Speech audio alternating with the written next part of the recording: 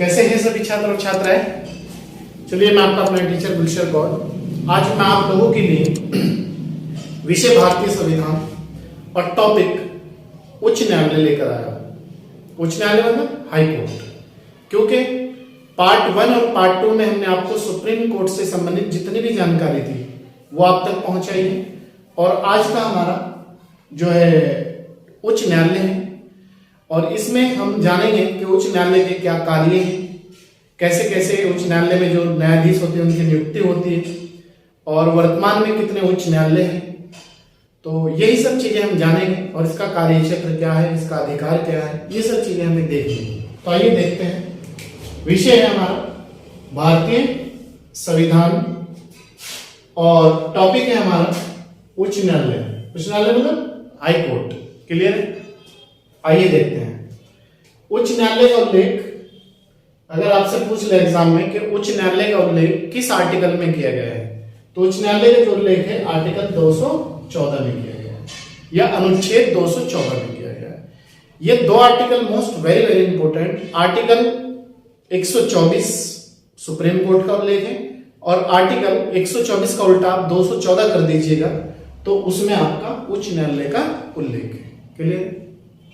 Next है संसद कानून बनाकर दो या दो से अधिक ज्यादा राज्यों और केंद्र शासित प्रदेशों का एक ही उच्च न्यायालय स्थापित कर सकती है। मतलब संसद को यह अधिकार है कि वो कानून बनाकर आर्टिकल 231 के तहत, याद रखना, अनुच्छेद 231 के तहत भारतीय संसद को अगर लगे, जो मैं बतलाने जा रहा हूं, कि वो कानून बना के दो या दो से अधिक राज्यों का एक उच्च न्यायालय स्थापित कर सकती है। मतलब जैसे यूपी का न्यायालय है तो यूपी के न्यायालय से आपका पंजाब, आपका हरियाणा, उत्तराखंड या हिमाचल प्रदेश अटैच कर दे, इनके न्यायालय एक ही कर दे, सबके मिला के यूपी कर दे, ये भी अधिकार है। या फिर दो या दो से अधिक राज्यों में जो केंद्र शासित प्रदेश है उन्हें भी अटैच कर दे। तो ये आर्टिकल 231 के तहत भारतीय संसद को अधिकार है कानून बनाकर। एक बार फिर देख लीजिएगा, मोस्ट इंपोर्टेंट, संसद कानून बनाकर आर्टिकल 231 में दो या दो से ज्यादा राज्यों और केंद्र शासित प्रदेशों का एक ही उच्च न्यायालय स्थापित कर सकती है। दूसरा है वर्तमान में 2019 से पहले भारत में 23 उच्च न्यायालय थे, लेकिन 2019 में एक तो आंध्र प्रदेश का अलग हो गया और एक आपका तेलंगाना का अलग हो गया। तो 2019 के बाद और वर्तमान में आज जो डेट है हमारी वो है 30 मार्च 2022 तक उच्च न्यायालयों की जो संख्या है वो है 25। क्लियर है? ये उच्च न्यायालय भी मैं आपको एक ब्रीफ समरी में करा दूंगा किसी भी दिन क्लास में, तो आप उन्हें भी अच्छी तरीके से तैयार कर लेंगे। नोट है भारत के कुल 8 केंद्र शासित प्रदेशों में, आप याद रखना, अब वर्तमान में जो है 28 राज्य है भारत में और 8 केंद्र शासित प्रदेश है। तो 8 केंद्र शासित प्रदेशों में से मात्र 2 केंद्र शासित प्रदेशों में ही उच्च न्यायालय है, मतलब हाई कोर्ट है। एक तो दिल्ली में है, दिल्ली का पटियाला हाउस है, आप लोगों को पता है, और एक आपका जम्मू कश्मीर में। तो ये 2 ही केंद्र शासित प्रदेश ऐसे हैं जहां पर उनके अपने उच्च न्यायालय है। बाकी 6 में जो 6 केंद्र शासित प्रदेश है उनमें अपना कोई भी उच्च न्यायालय नहीं है, वो दूसरे राज्यों के उच्च न्यायालयों से अटैच करे गए हैं। तो याद रखना, एक तो दिल्ली है और एक जम्मू कश्मीर है। नेक्स्ट है उच्च न्यायालय की स्थापना मुख्य न्यायाधीश तथा अन्य न्यायाधीशों से मिलकर होती है। मतलब जो किसी भी राज्य में उच्च न्यायालय की स्थापना होगी उसमें एक तो मुख्य न्यायाधीश होगा, चीफ जस्टिस ऑफ स्टेट, और बाकी अन्य न्यायाधीश होंगे। अलग अलग राज्य में अलग अलग न्यायाधीश हो सकते हैं। सबसे ज्यादा उच्च न्यायालय का जो, या भारत का सबसे बड़ा जो उच्च न्यायालय है वो उत्तर प्रदेश का उच्च न्यायालय इलाहाबाद, उसमें सबसे ज्यादा न्यायाधीशों की संख्या है। लेकिन जैसे अलग अलग स्टेट में उसमें लगभग ये बताया जाए 59-60 जस्टिस है, लेकिन इसी तरीके से अलग अलग उसमें जैसे एक उत्तराखंड है स्टेट, उत्तराखंड में एक चीफ जस्टिस है और 3 अन्य हैं, तो टोटल 4-5 हो जाते हैं कि कहीं आपके 1 होगा, कहीं 6 होंगे, कहीं 1 होगा चीफ जस्टिस, बाकी कहीं 7 होंगे। तो अलग अलग स्टेट में अलग अलग का प्रोसीजर रहता है, आप इसे बात को मत भूलना। उच्च न्यायालय की स्थापना मुख्य न्यायाधीश तथा अन्य न्यायाधीशों से मिलकर होती है, जिनकी नियुक्ति अनुच्छेद 217 के तहत भारत के राष्ट्रपति करते हैं। तो आप याद रखना, उच्च न्यायालय के जो न्यायाधीश हैं उनकी जो नियुक्ति का अधिकार है वो भारत के राष्ट्रपति के पास है, ठीक। लेकिन उन्हें जो शपथ दिलाता है नियुक्ति के बाद, वो दिलाता है उस राज्य का राज्यपाल, और राज्यपाल को हाई कोर्ट का चीफ जस्टिस दिलवाएगा, एक दूसरे को शपथ दिलवाएंगे। इसके बाद हाई कोर्ट का न्यायाधीश बनने की योग्यता क्या है देख लीजिए। अगर कोई व्यक्ति हाई कोर्ट का जस्टिस बनना चाहता है, उसकी योग्यता क्या है? ये तो पहली शर्त है किसी भी चीज के लिए, चाहे आप राष्ट्रपति के पद पे देख लो, राज्यपाल के पद पे देख लो, किसी भी पद के लिए भारत में अगर कोई भी व्यक्ति किसी भी पद पे रहना चाहता है तो ये पहली शर्त है, सॉरी, वो भारत का नागरिक होना अति आवश्यक है। दूसरी है कम से कम 10, काउंट में लिख लो आप इसे, 10 वर्ष तक न्यायिक पद धारण कर चुका हो। मतलब किसी भी, जैसे जिला न्यायालय है, सिटी न्यायालय है, उनमें कम से कम 10 साल का उसे एक्सपीरियंस हो न्यायाधीश के रूप में। इसके बाद अथवा किसी उच्च न्यायालय में लगातार 10 वर्षों तक अधिवक्ता वकील भी रहा हो।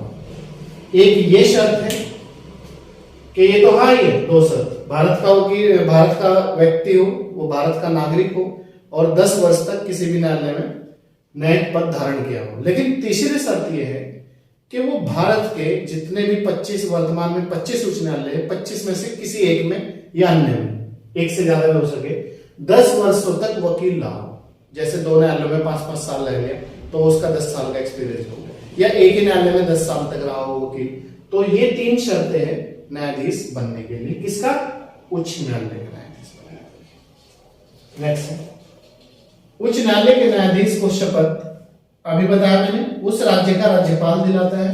नियुक्ति राष्ट्रपति करेगा, लेकिन शपथ जो है वो राष्ट्रपति ने दिलवाने का, वो दिलवाएगा आपका राज्यपाल, उस राज्य का राज्यपाल। नोट, उच्च न्यायालय के न्यायाधीश अपने पद से अवकाश मतलब रिटायरमेंट, अधिकतम आयु 62 वर्ष, लेकिन प्रस्तावित 65 वर्ष में लेता है। फिलहाल 62 वर्ष की एज तक रिटायरमेंट हो जाता है, लेकिन प्रस्ताव लाया गया था वो भी फाइनल नहीं हो पा रहा, तो 65 वर्ष। ये कहा जा रहा है कि जिस तरीके से सुप्रीम कोर्ट में 65 वर्ष है, तो यहां भी 65 साल कर दी जाए, तो वर्तमान में 62 वर्ष में रिटायरमेंट।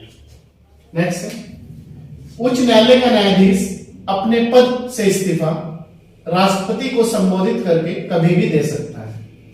मतलब ये अगर वो अपने पद से हटना चाहता है, उच्च न्यायालय का न्यायाधीश, मुख्य न्यायाधीश हो चाहे अन्य न्यायाधीश हो, तो वो राष्ट्रपति को संबोधित करके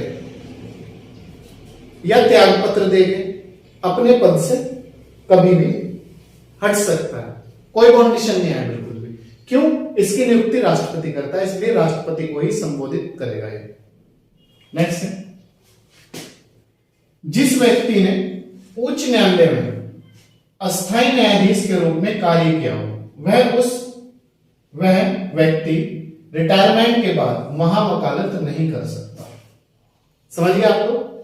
ऐसा है, अगर कोई न्यायाधीश उत्तर प्रदेश इलाहाबाद हाई कोर्ट में रह चुका है, या उत्तराखंड में रह चुका है, या हिमाचल में रह चुका है, या दिल्ली में, या कहीं भी एक्सपायर, तो वो वहां रिटायरमेंट के बाद जहां जहां वो रहा है वहां वो एक वकील के रूप में कार्य नहीं करेगा, ये बिल्कुल प्रतिबंध लगाया गया है। लेकिन सुप्रीम कोर्ट में जाके वो वकालत कर सकता है। आप इस चीज को कभी ना भूलना कि हाई कोर्ट में वो वकालत उस रिटायरमेंट के बाद वहां वकालत नहीं कर सकता जहां जहां उसकी नियुक्ति हुई है। लेकिन सुप्रीम कोर्ट में वो कर सकता है, लेकिन सुप्रीम कोर्ट उच्चतम न्यायालय में कर सकता है। क्लियर है?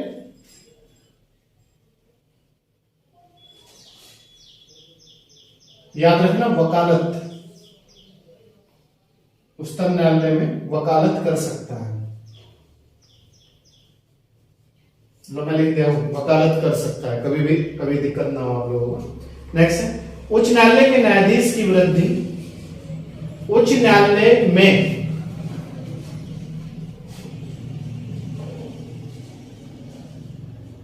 देखो, अगर उच्च न्यायालय में न्यायाधीशों की संख्या में वृद्धि करनी है, ठीक, तो ये जो अधिकार है ये सिर्फ और सिर्फ राष्ट्रपति के पास है। उच्च न्यायालय में न्यायाधीशों की वृद्धि व कम करने का जो अधिकार है वो सिर्फ राष्ट्रपति के पास है। क्लियर? इसके बाद आर्टिकल 215 के अनुसार उच्च न्यायालय भी एक अभिलेख न्यायालय है। इसके सभी निर्णय आधिकारिक माने जाते हैं। ठीक, मैंने आपको जब सुप्रीम कोर्ट कराया, अगर आपके याद हो, आपने पढ़ा हो, तो मैंने ये बताया था कि हाई कोर्ट और सुप्रीम कोर्ट, या सुप्रीम कोर्ट या हाई कोर्ट, दोनों अभिलेख न्यायालय है और दोनों ही मौलिक अधिकारों के रक्षक है। क्लियर है? तो याद रखना, अनुच्छेद 215 में कहा गया है कि उच्च न्यायालय भी एक अभिलेख न्यायालय है और उच्च न्यायालय के जो दिए गए डिसीजन है वो सभी आधिकारिक माने जाएंगे, और जो अधीनस्थ न्यायालय होंगे, मतलब जिला न्यायालय, सिटी न्यायालय, ये उसके जो द्वारा निर्णय दिए गए हैं उन्हें मानकर जो भी इस तरह का केस आता है उनकी व्याख्या करके डिसीजन दे सकते हैं। नेक्स्ट है, भारत के मुख्य न्यायाधीश से सलाह कर राष्ट्रपति हाईकोर्ट के किसी भी न्यायाधीश की नियुक्ति किसी भी दूसरे न्यायालय में कर सकता है। देखो, अगर कोई न्यायाधीश उत्तराखंड में न्यायाधीश है तो राष्ट्रपति को ये लग रहा कि इसकी नियुक्ति हमें इलाहाबाद हाई कोर्ट में करनी, या शिमला या हिमाचल हाई कोर्ट में करनी, या पंजाब में या दिल्ली में, कहीं भी, तो राष्ट्रपति क्या करेगा? तो राष्ट्रपति ये करेगा, जो चीफ जस्टिस है उससे सलाह करेगा, चीफ जस्टिस ऑफ इंडिया से सलाह करेगा कि ऐसा पॉसिबल है या ऐसा कर सकते हैं, ऐसा इसे यहां भेजना है, वहां भेजना है। तो ये राष्ट्रपति के पास अधिकार है। एक बार फिर देख लीजिए, भारत के मुख्य न्यायाधीश से सलाह कर, मुख्य न्यायाधीश मतलब सुप्रीम कोर्ट के न्यायाधीश से सलाह कर राष्ट्रपति हाई कोर्ट के किसी भी न्यायाधीश की नियुक्ति किसी भी दूसरे न्यायालय में कर सकता है। क्लियर है? इसके बाद नेक्स्ट पॉइंट, इसके जो उच्च न्यायालय है, जो हाई कोर्ट है, इसके ये भी देख लेते हैं क्षेत्राधिकार कौन कौन से हैं। जैसे हमने सुप्रीम कोर्ट के क्षेत्राधिकार जाने थे, तो इसके भी जानने हमारे लिए आवश्यक है, क्योंकि ये इंफॉर्मेशन या ये नॉलेज हमें होनी चाहिए कि हाई कोर्ट के कौन कौन से क्षेत्राधिकार है, सुप्रीम कोर्ट के कौन कौन से क्षेत्राधिकार है। तो इसके 4 क्षेत्राधिकार है। नंबर 1 प्रारंभिक क्षेत्राधिकार, अपीलीय क्षेत्राधिकार, उच्च न्यायालय में मुकदमों का हस्तांतरण, चौथा जो क्षेत्राधिकार है वो है आपका प्रशासकीय अधिकार। तो अब जान लेते हैं इन्हें क्या है, एक और कौन से अधिकार में क्या कहा गया है। देखिए, प्रारंभिक जो क्षेत्राधिकार है वो ये है, प्रत्येक उच्च न्यायालय को निम्न अधिकार प्राप्त है, जैसे इच्छा पत्र, तलाक, विवाह, तलाक से संबंधित मुकदमा इच्छा पत्र से संबंधित कि मैं अपनी इच्छा से संपत्ति से ट्रांसफर करने जा रहा हूँ या मैं इसे तलाक देने जा रहा हूँ। विवाह मतलब कोर्ट मैरिज, लॉ मैरिज वगैरह जितने भी ये मामले रहते हैं उनसे संबंधित समस्या है या कोई तलाक का मुद्दा है, वो भी इसे अधिकार है। उच्च न्यायालय की अवमानना, अगर कोई अवमानना होती है तो उसका भी सुनवाई करने का इसे अधिकार है। उच्च राजस्व संबंधी अधिकार, अनुच्छेद 226 के तहत 5 रिटें जारी करता है। आप याद रखना, आर्टिकल 226 के तहत अगर किसी भी व्यक्ति के मौलिक अधिकारों का हनन होता है या मौलिक अधिकारों से संबंधित कोई समस्या आती है तो उच्च न्यायालय आर्टिकल 226 के तहत 5 रिटें जारी करेगा। कौन कौन से वो 5 रिटें? अधिकार परीक्षा, उत्प्रेषण, प्रतिषेध, ये सब 5 रिटें हैं। और सुप्रीम कोर्ट आर्टिकल 32 के तहत 5 रिटें जारी करता है। वो आर्टिकल 32 के तहत मौलिक अधिकारों का रक्षक है या आर्टिकल 226 के तहत मौलिक अधिकारों का रक्षक है। क्लियर है? इसके बाद है अपीलीय अधिकार। मतलब अगर अपीलीय का मतलब क्या है कि हम इसमें ये चीज अपील कर सकते हैं, फौजदारी मामलों में अपील कर सकते हैं हम इसमें। अगर आप सपोज सिटी न्यायालय, शहरी न्यायालय जो अपने शहर का न्यायालय होता है, वहां पहले मुकदमा जाता है, तो अगर वहां से संतुष्ट है तो आप ठीक है, नहीं तो आप उसकी जो वो कर सकते हैं, उसके खिलाफ जा सकते हैं डिस्ट्रिक्ट कोर्ट में। डिस्ट्रिक्ट कोर्ट से भी आप अगर संतुष्ट नहीं है तो आप हाई कोर्ट जा सकते हैं। तो फौजदारी मामला हो या दीवानी मामला, दोनों का प्रोसीजर सेम है। तो फौजदारी मामलों में अपील का अधिकार है इसे, दीवानी मामलों में भी अपील सुनने का अधिकार है। पेटेंट और डिजाइन से संबंधित अगर कोई मामला आता है कि इन्होंने मेरा पेटेंट चुराया, इन्होंने मेरा डिजाइन चुरा लिया, तो उसका भी इसे अधिकार है।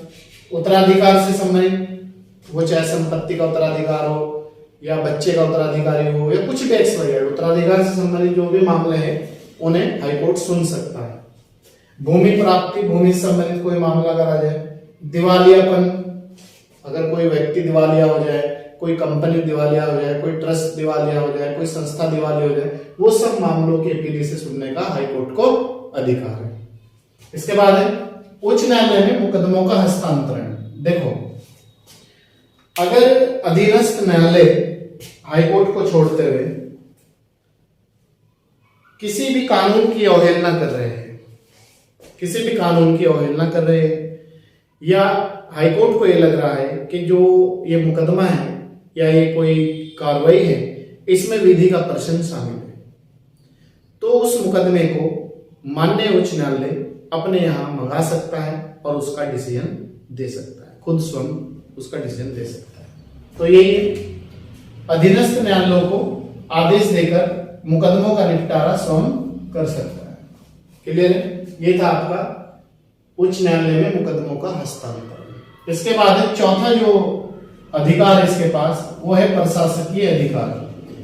उच्च न्यायालयों को अपने अधीनस्थ न्यायालयों में, मतलब हाई कोर्ट को जो उसके नीचे के न्यायालय है उनमें क्या क्या अधिकार है?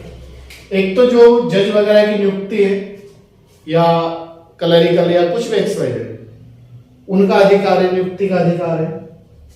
पदोन्नति का अधिकार है, पदोन्नति का अधिकार है। छुट्टियों से संबंधित नियम बनाने का अधिकार है। ये सब इसके प्रशासकीय अधिकार है। क्वेश्चन दे देगा उच्च न्यायालय का कौन सा प्रशासकीय अधिकार नहीं है, कौन सा हस्तांतरण अधिकार है, कौन सा अपीलीय क्षेत्राधिकार है, कौन सा प्रारंभिक क्षेत्राधिकार है या नहीं आता अंतर्गत। ये सब इस तरह के जो क्वेश्चन है ये हमारे इसी डिटेल से पढ़ के निकलेंगे और आप किसी भी एग्जाम में बेशक होके बैठिएगा, नो टेंशन होके बैठिएगा।